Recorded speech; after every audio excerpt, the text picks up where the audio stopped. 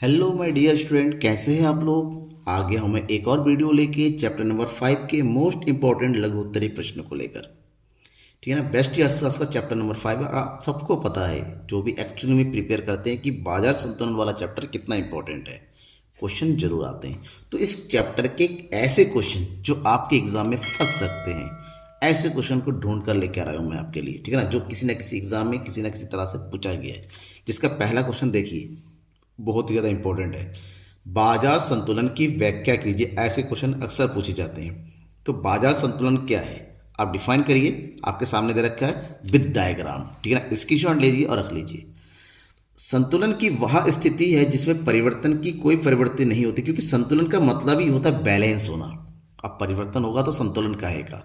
इसका मतलब ये होता है संतुलन की स्थिति में किसी तरह का कोई चेंजेस नहीं होता है। मतलब संतुलन की एक ऐसी स्थिति जिसमें किसी प्रकार का कोई परिवर्तन नहीं होता है, अर्थात बाजार की वह स्थिति जहां किसी वस्तु की पूर्ति तथा मांग आपस में समान हो, तो उसे बाजार संतुलन कहते हैं। सिंपल सा है डेफिनेशन, कि बाजार की एक ऐसी स्थिति है जहां पर बाजार में किसी वस्तु की मांग और उस वस्तु की पूर्ति आपस में बराबर होती है। शॉर्टकट में बोलते हैं एक ऐसा पोजीशन जहां पर डी डी इक्वल टू ऐसा होता है, मांग और पूर्ति जहां पर बराबर होता है, उस स्थिति को हम बाजार संतुलन के नाम से जानते हैं। ये देखिए यहाँ पर ये पूर्ति वक्र है और ये मांग वक्र है।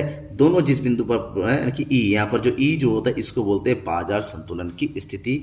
और जो कीमत है, इस कीमत को बोलेंगे हम संतुलन कीमत, और इसको मात्रा बोलते हैं, इसको बोलते हैं संतुलन मात्रा, यानी कि इस कीमत पर इतनी मात्रा बेची जानी है।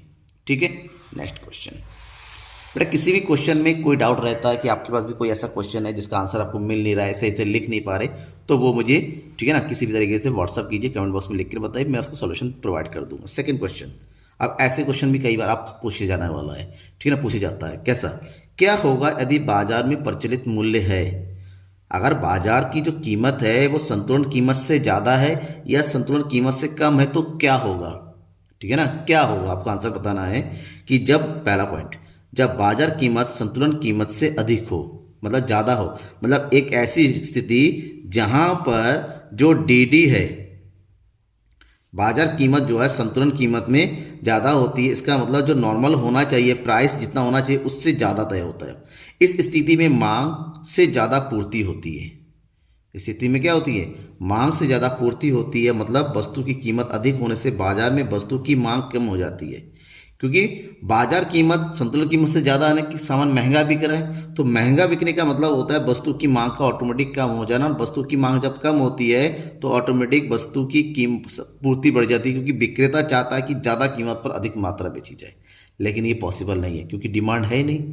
तो पर अधिक वस्तु बेचना चाहता है, इससे बाजार में अधिपूर्ति की स्थिति उत्पन्न हो जाती है। इसका अधिपूर्ति मतलब एक ऐसी स्थिति जहाँ पर पूर्ति मांग से तुलना में ज़्यादा हो जाती है। अब देखिए होता क्या है, बाद में जब पूर्ति ज़्यादा होती है, मांग है नहीं, तो विक्रेता जो होता है ऑटोमेटिक चीज़ों के दाम कम करने लगता है। तो जब चीज़ों के दाम कम करने लगेगा, धीरे धीरे मांग बढ़ती चली जाएगी। एक ऐसा पोजीशन होगा जब मांग और पूर्ति दोबारा फिर से अपनी जगह पर आ जाएगा। ठीक है। हमेशा ये सिचुएशन बन के नहीं रह सकती। सेकेंड, जब बाजार में प्रचलित मूल्य संतुलन कीमत से कम हो, जब कम हो उसका मतलब होता है मांग ज़्यादा होगी और पूर्ति कम होगी, क्यों, कम कीमत पर विक्रेता हमेशा ज़्यादा सामान परचेस करना चाहता है। जैसे वस्तु की कीमत कम होने से उपभोक्ता वस्तु की अधिक मात्रा की मांग करता है, जिससे वस्तु की पूर्ति की तुलना में मांग अधिक हो जाती है। और जब मांग अधिक होती है तो अधिक मांग की स्थिति होती है। और आपको पता है कि मांग धीरे धीरे बढ़ने से वस्तु की कीमत भी बढ़ने लगती है, क्योंकि डिमांड जो है सप्लाई से ज़्यादा होती है, तो ऑटोमेटिक डिमांड ज़्यादा होने से कीमत भी बढ़ेंगी। जब कीमत धीरे धीरे बढ़ने लगेगी तो वस्तु की पूर्ति भी बढ़ने लगेंगी। जब वस्तु की पूर्ति बढ़ने लगेंगी तो ऐसे में दोनों एक जगह पर क्या हो जाएंगे, दोबारा से जगह पर आ जाएंगे, संतुलन कीमत बढ़ जाएगी। तो ये पोजीशन है। क्वेश्चन आता है तो आप इस तरह से इसका आंसर लिखिए। क्वेश्चन नंबर 3, संतुलन कीमत तथा मात्रा किस प्रकार प्रभावित होती है, जब उपभोक्ता की आय में वृद्धि हो या उपभोक्ता की आय में कमी हो। आपको पता होना चाहिए वस्तु की उपभोक्ता की आय में और उसकी मांग में प्रत्यक्ष संबंध होता है। अगर किसी भी उपभोक्ता की मांग मांग तभी बढ़ती है जब उसकी इनकम बढ़ेगी। दैट मीन्स एक सामान वस्तु के लिए उपभोक्ता की आय में वृद्धि होने का अर्थ है उसकी मांग का भी वृद्धि होना। तदनुसार मांग वक्र दाएं की ओर शिफ्ट हो जाता है तथा संतुलन कीमत और संतुलन मात्रा दोनों में ही वृद्धि होती है। उपभोक्ता की आय में वृद्धि होगी तो वस्तु को ज़्यादा खरीदेगा, ज़्यादा खरीदने का मतलब होता है मांग बढ़ना, मांग बढ़ना। तो जो मांग वक्र है, ठीक है ना, जैसे फॉर एग्जांपल ये मांग वक्र है, ठीक है ना, ये नॉर्मल है, ठीक है, और ये संतुलन कीमत है। अब अचानक क्या हो गया, उपभोक्ता की आय बढ़ गई तो मांग बढ़ जाएगी, मांग बढ़ने से क्या होगा, तो वस्तु की कीमत बढ़ जाएगी और उसकी मात्रा में भी, दोनों में वृद्धि होती है, ठीक है ना। और उसका उल्टा कह रहा है, अगर उपभोक्ता की आय में कमी होती है तो सामान्य वस्तु की उपभोक्ता की आय में कमी होने पर उसकी मांग में भी कमी हो जाती है, ठीक है ना, क्योंकि मांग, पैसा है नहीं, खरीदेगा कैसे, तो ऐसे मांग वक्र बाईं ओर शिफ्ट हो जाता है, ठीक है ना। और संतुलन कीमत, संतुलन मात्रा दोनों ही कमी होती है। मतलब ये है जैसे ऊपर की ओर बढ़ा था, अब धीरे नीचे की ओर आ जाएगा, ऐसे में नया कीमत ये और नई मांग ये, ठीक है ना, और दोनों कम हो जाएगा। समझ में आ गया। नेक्स्ट क्वेश्चन, क्वेश्चन नंबर 4, पूर्ण प्रतियोगिता बाजार क्या है, पूर्ण प्रतियोगिता की विशेषताओं को लिखिए। आपको पूर्ण प्रतियोगिता के बारे में पूछा गया है, तो पूर्ण प्रतियोगिता के बारे में बिल्कुल सिंपल लैंग्वेज में बताना है, क्योंकि इस विशेषता भी बतानी है तो बहुत ज़्यादा एक्सप्लेन करने की जरूरत नहीं है, शॉर्ट में होता है। इसकी डेफिनेशन बता दीजिए और 2-3 इसके विशेषता बता दीजिए, इनफ है। जिस बाजार में वस्तु की असंख्य क्रेताओं एवं असंख्य विक्रेताओं में प्रतियोगिता पाई जाती है उसे पूर्ण प्रतियोगिता बाजार कहा जाता है, ठीक है ना। ये इसकी डेफिनेशन हो गई। अब इसकी विशेषता बता दीजिए। इस बाजार में क्रेता और विक्रेताओं की संख्या अधिक होती है। इस बाजार में समरूप वस्तुओं का क्रय विक्रय होता है। नए फर्मों का प्रवेश एवं पुराने फर्मों का त्याग पूर्णतः स्वतंत्र होता है। कोई रोक टोक नहीं होता है, जो मर्जी अपना बिजनेस लगा सकता है, जो बिजनेस छोड़ के जा सकता है, ठीक है। इस बाजार में क्रेताओं को और विक्रेताओं को बाजार की दशाओं का पूर्ण ज्ञान होता है, ठीक है। सबको पता है कि किस तरह की वस्तु का प्रचलन है और उस वस्तु की कीमत क्या है, इसमें किसी से कुछ भी छुपा हुआ नहीं रहता है। वस्तु की कीमत का निर्धारण बाजार की दशाओं अर्थात मांग और पूर्ति के द्वारा होता है।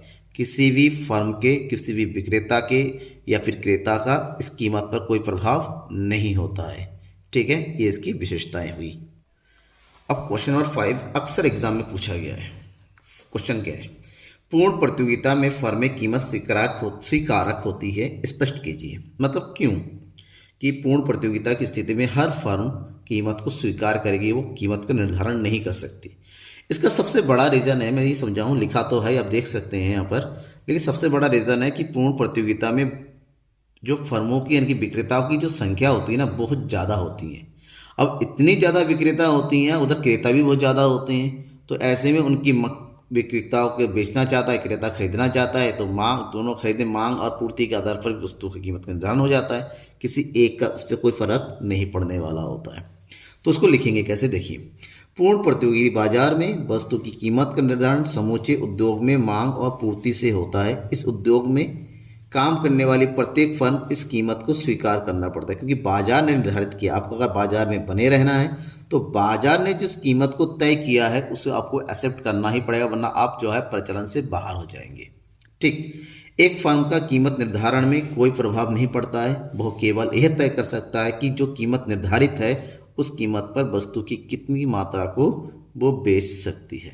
इसको ग्राफिकल रूप में रिप्रेजेंट करते हैं तो यह है बाजार, जहाँ पर ये वस्तु की मांग है और ये वस्तु की कीमत है, और यहाँ पर इन दोनों के द्वारा वस्तु की कीमत तय होती है। और ये फर्म की स्थिति है, पूर्ण प्रतियोगिता है, और फर्म इस स्थिति में फर्म का AR और MR हमेशा क्या होता है, बराबर होता है। इसका मतलब जिस कीमत को बाजार तय करती है उसी कीमत पर फर्म जो है वस्तु को बेचती है, कि उसी का वो सीमांत आगम भी होगा और औसत आगम भी होगा, ठीक है ना। समझ में आ गया विद डायग्राम, राइट। आगे बढ़ते हैं, क्योंकि इस चैप्टर में बहुत ज़्यादा क्वेश्चन है नहीं, इतने ही क्वेश्चन होते हैं। बहुत ज़्यादा क्वेश्चन की बहुत ज़्यादा क्वेश्चन होगा, 15-20 ऐसा नहीं है, कुछ लिमिटेड क्वेश्चन है, उसी में से बार बार रिपीट होते रहते हैं। क्वेश्चन एक और है इंपॉर्टेंट, बाजार कीमत और सामान्य कीमत में अंतर स्पष्ट कीजिए। दोनों में अंतर बताना है आपको, बाजार कीमत और वैसे ही बाजार कीमत किसे कहते हैं या सामान्य कीमत कैसे कहते हैं, ये भी ऐसा भी पूछा जाता है, लेकिन अंतर ज़्यादा पूछे जाते हैं दोनों में। अगर अंतर की बात करें तो ये होगी आधार, इस आधार पर अंतर बताइए। पहला, समय। बाजार कीमत अल्पकालीन होती है, जबकि सामान्य कीमत जो है दीर्घकालीन अवधारणा है, ठीक है। अल्पकालीन मतलब बहुत ही कम समय में इसका निर्धारण हो जाता है। बाजार में ग्राहक जाता है, सब्जी खरीदता है, मांग करता है, जो कीमत तय करता है, बार्गेनिंग करता चलाता है, जबकि ये सामान्यतः दीर्घकाल में निर्धारित होती है। परिवर्तन। बाजार कीमत बाजार की दशाओं से परिवर्तित होती रहती है, जबकि सामान्य कीमत में कोई परिवर्तन नहीं होता, एक बार निर्धारित हो जाती है तो हो जाती है। ठीक। उत्पादन लागत, ये उत्पादन लागत से कम या ज़्यादा हो सकती है। उत्पादन लागत अगर कम हो तो बाजार कीमत बढ़ जाएगी, उत्पादन लागत अगर कम होती है तो बाजार कीमत भी कम हो जाती है। उत्पादन लागत बढ़ जाती है तो बाजार कीमत भी बढ़ जाती है, जबकि सामान्य कीमत में उत्पादन लागत हमेशा बराबर रहती है। उत्पादन लागत और सामान्य कीमत दोनों इक्वल रहती है, क्योंकि मांग और पूर्ति के द्वारा निर्धारित होती है, उस सबको तय कर दिया जाता है। लास्ट है, बाजार कीमत वास्तविक समाज में, वास्तविक दुनिया में पाई जाती है। ये बाजार में प्रचलित मूल्य होता है जो एक्चुअली में बाजार में होता है, जबकि एक ऐसा मूल्य होता है, काल्पनिक मूल्य होता है, ठीक है ना, जिसके आधार पर बाजार मूल्य तय होता है। इसको यूं कह सकते हैं, ग्राफिकल रूप में रिप्रेजेंट करें, ठीक है ना, ध्यान में रखिएगा।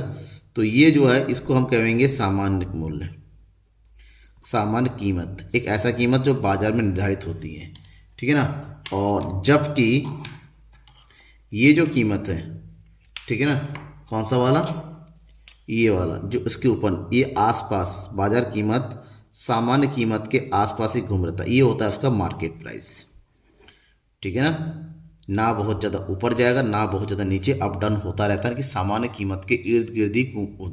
मान लो किसी वस्तु की कीमत, सामान्य कीमत निर्धारण 10 रुपये है, तो वास्तविक बाजार में या तो ये 11 रुपये का होगा या 9 रुपये का होगा, ऊंच नीच होता रहता है, ठीक है ना। आगे बढ़े, नेक्स्ट क्वेश्चन, बाजार मूल्य का अर्थ एवं विशेषताएं बताइए। बाजार मूल्य किसे कहते हैं, इसकी प्रमुख विशेषता को बताना है। अति अल्पकाल तथा अल्पकाल में निर्धारित होने वाले मूल्य को बाजार मूल्य कहते हैं, जो वास्तव में बाजार में प्रचलित होती है। यह मांग व पूर्ति के अंतःक्रियाओं के द्वारा उस बिंदु पर निश्चित होता है जहां पर उसे अस्थायी सामय या संतुलन स्थापित होता है। मतलब बाजार में मांग और पूर्ति तो निर्धारित होती है, लेकिन तुरंत हो जाती है, दीर्घकालीन नहीं होती, दशाओं के अनुसार बदलता रहता है। अब इसकी अगर विशेषताओं की बात करते हैं तो बाजार मूल्य वह अल्पकालीन मूल्य है जो किसी समय बिंदु पर वास्तव में बाजार में प्रचलित होती है, बाजार में प्रचलन होने वाली मूल्य। आप बाजार में जाते हैं सब्जी खरीदने, जिस कीमत वो सब्जी आप खरीद के लेके आते हैं वो बाजार कीमत है, ठीक है ना।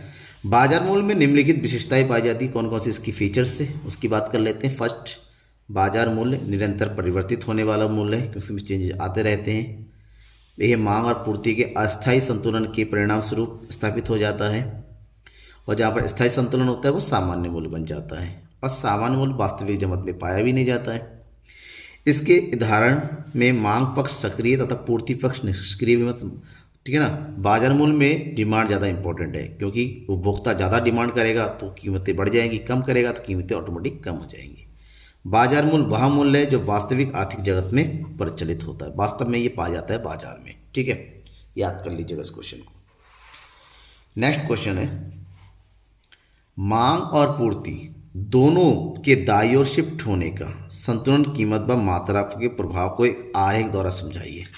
अगर संतुलन कीमत निर्धारित है और उसी के अनुसार मांग भी परिवर्तित हो रहा है और पूर्ति भी, कैसे? मांग और पूर्ति एक साथ परिवर्तित होने पर संतुलन कीमत और संतुलन मात्रा पर पृथक पृथक प्रभाव पड़ता है, ठीक है। कैसे? मांग और पूर्ति में अनुपातिक परिवर्तन होने पर संतुलन कीमत में भी तदनुसार परिवर्तन हो जाता है, लेकिन ध्यान रखिए अगर दोनों में एक साथ परिवर्तन होता है और एक समान परिवर्तन होता है तो संतुलन कीमत में तो कोई प्रभाव नहीं पड़ेगा, क्योंकि देखिए ये ब्लैक कलर में जो देख रहा है ना, ये संतुलन कीमत निर्धारण है, यहाँ पर ये बिंदु ई। अब मांग में भी उतना ही वृद्धि हुआ है जितना पूर्ति में हुआ है, दोनों में एक जैसा हो गया। ऐसे में तो नया कीमत जो है, नया संतुलन इस पर बिंदु पर बन रहा है, तो ऐसे में मांग और पूर्ति की मात्रा में ही वृद्धि हो रही है, जबकि उसकी कीमत अपनी जगह पर स्थिर है, कीमत में कोई परिवर्तन नहीं होता है, ठीक है। समझ में आया? विद डायग्राम बना के आंसर जरूर दीजिएगा, इससे आपके एग्ज़ाम में मार्क्स अच्छे मिलते हैं, और जहाँ पर कोई गलती होती है वो डायग्राम से उस गलतियों को माफ़ कर दिया जाता है और आपके आंसर पे मार्क्स लगभग पूरे दिए जाते हैं। ओके, नेक्स्ट क्वेश्चन की तरफ बढ़ते हैं। ये क्वेश्चन भी कई बार एग्जाम में पूछा गया है। कॉफ़ी की कीमत में परिवर्तन चाय की संतुलन कीमत को किस प्रकार प्रभावित करेगा? देखिए, कॉफ़ी और चाय जो है स्थानापन्न वस्तुएं हैं, या तो आप कॉफ़ी पियेंगे या फिर चाय पियेंगे, एक दूसरे के स्थान पर प्रयोग होने वाली वस्तु है जिसे हम स्थानापन्न वस्तु या प्रतिस्थापन वस्तु कहते हैं। एक आरेख द्वारा संतुलन मात्रा के प्रभाव को समझाइए, ठीक है, और थोड़ा सा इसके एक्सप्लेन करते हैं। चाय और कॉफ़ी प्रतिस्थापन वस्तुएं हैं, जिसका अर्थ है कि चाय का कॉफ़ी के स्थान पर और कॉफ़ी का चाय के स्थान पर प्रयोग किया जा सकता है। इसका मतलब दोनों की कीमत का एक प्रभाव। अगर कॉफ़ी की कीमत बढ़ जाती है तो चाय की डिमांड बढ़ जाएगी, और कॉफ़ी की कीमत घट जाती है तो चाय की कीमत घट जाएगी। ठीक है ना। तो ये दोनों के बीच में डायरेक्ट रिलेशन होता है। अगर हम कॉफ़ी की कीमत की बात करें या चाय की मात्रा की बात करें, तो चाय की कीमत में वृद्धि से चाय की संतुलन मात्रा पर क्या प्रभाव पड़ेगा। ठीक है, तो ध्यान रखिएगा, अगर कॉफ़ी की कीमत बढ़ती है तो कॉफ़ी पीने वाले जो ग्राहक होते हैं वो अब चाय पीने लगेंगे। ठीक है, क्या पीने लगेंगे, चाय। इसका मतलब ये चाय की बात करते हैं, चाय का डिमांड, और अचानक कॉफ़ी की कीमत बढ़ गई तो ऐसे में कॉफ़ी पीने वाले अब चाय की तरफ आ जाएंगे, यानी चाय की डिमांड बढ़ जाएगी। जैसी चाय की डिमांड बढ़ जाती है तो ऑटोमेटिक क्या होता है, चाय की डिमांड बढ़ने के साथ साथ चाय की कीमत भी बढ़ने लगती है। दूसरी ओर अगर कॉफ़ी की कीमत कम हो जाए, कॉफ़ी की कीमत कम हो जाए तो कॉफ़ी की कीमत के कम होने से चाय पीने वाले ग्राहक कॉफ़ी की तरफ चले जाते हैं। इसका मतलब ये हुआ कि चाय की डिमांड कम हो जाती है। जैसे ही चाय की डिमांड कम हो जाती है तो नया संतुलन स्तर नीचे की ओर बनेगा और चाय की कीमत भी कम हो जाएगी, क्योंकि चाय की कीमत कम होने से दोबारा चाय वाले ग्राहक इधर लौट आ जाएंगे, चाय का डिमांड दोबारा अपनी जगह पर आ जाएगी। तो ये एक प्रतिस्थापन प्रभाव बोलते हैं इस पर। ठीक है ना, मांग का प्रतिस्थापन प्रभाव के नाम से जाना जाता है, जहाँ पर एक वस्तु का दूसरी वस्तु की, एक वस्तु की कीमत का दूसरे वस्तु की मांग पर प्रभाव डालता है। समझ में आ गया। चलिए next question and last question. 10 he question important थे इस चैप्टर के। ठीक है ना, तो वो 10 क्वेश्चन मैं आपके लिए लेकर आया हूँ। देखिए इसी तरह से हर चैप्टर के इंपॉर्टेंट क्वेश्चन मैंने आपको प्रोवाइड किया हुआ है। आपने नहीं देखा है तो डिस्क्रिप्शन में जाइए, लिंक दिया हुआ है शॉर्ट क्वेश्चन आंसर का, लॉन्ग क्वेश्चन आंसर का, एमसीक्यूज का, अति लघुत्तरीय प्रश्नों का। अति लघुत्तरीय प्रश्न भी मैं जल्दी शुरू करने वाला एक सीरीज आपके लिए। उसके बाद हम रिवीजन क्लास शुरू करेंगे। ठीक है ना, वो भी लाइव रिवीजन क्लास मैं लाइव कराऊंगा। तब तक ये अब ठीक है ना। बाजार किसे कहते हैं, बाजार की प्रमुख विशेषताओं को बताइए। ये भी इंपॉर्टेंट क्वेश्चन है बाजार के बारे में कि बाजार क्या है। तो बाजार का आशय किसी स्थान से नहीं होता वरन उस समस्त क्षेत्र से होता है जहां किसी वस्तु का क्रेता और विक्रेता मौजूद होता है और किसी निश्चित कीमत पर वस्तु का क्रय विक्रय करता है उसे, चाहे वो ठेली वाला हो, ठेली पे बेच रहा हो, चाहे वो ऑनलाइन मार्केट हो, चाहे आप मंडी में जा रहे हैं, चाहे मार्केट में जा रहे हैं, चाहे अपने दोस्त से परचेस कर रहे हैं। किसी वस्तु को किसी भी निश्चित कीमत पर अगर आप किसी से खरीदते हैं, कोई बेचने वाला होता है, कोई खरीदने वाला होता है, तो उस स्थान को या उस जगह को, उस क्षेत्र को, चाहे जैसा भी मीडियम हो, उसको हम बाजार बोलेंगे। ठीक है, जैसे आपने कहा ऑनलाइन बाजार, ई शॉपिंग का ऑनलाइन चलता है, कोई जगह तो नहीं होता है। तो ऐसे में बाजार की कुछ विशेषताएं हैं। फर्स्ट, बाजार का अर्थ एक निश्चित क्षेत्र से, स्थान से नहीं होता है। बाजार में किसी निश्चित वस्तु का क्रय विक्रय होना चाहिए। बाजार में किसी वस्तु का एक कीमत निश्चित होना चाहिए और बाजार में वस्तु के क्रेता और विक्रेता मौजूद होना चाहिए। ठीक है ना, ये बाजार के प्रमुख विशेषताएं हैं। तो कैसी लगी आपको आज की क्लास? कोई डाउट तो नहीं रह गया है, या कुछ ऐसे क्वेश्चन जो आपके मन में अभी भी डाउटफुल रह गया है? इस तरह के किसी भी प्रश्न का जवाब आपके पास है, तो क्वेश्चन आपके मन में है तो कमेंट बॉक्स में कमेंट करके बताइए, और मैं उस सारे क्वेश्चंस को, आपके सारे डाउट्स को किसी भी तरीके से सॉल्व करने की पूरी कोशिश करूंगा। Thank you everyone, good night, खुश रहिए, अच्छे रहिए और अपने बोर्ड एग्जाम की प्रिपरेशन करते रहिए मेरे साथ। Thank you.